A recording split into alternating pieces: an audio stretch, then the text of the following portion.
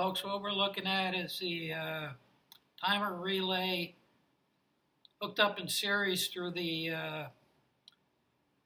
oscillator and the DC fan. Watch this. And the fan goes for a second. I'm going to trip the oscillator again. Watch the micro timer and the fan.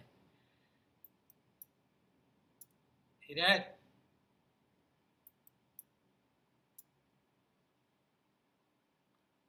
I'm going to trip the power with the oscillator, the spring pressure contact switch.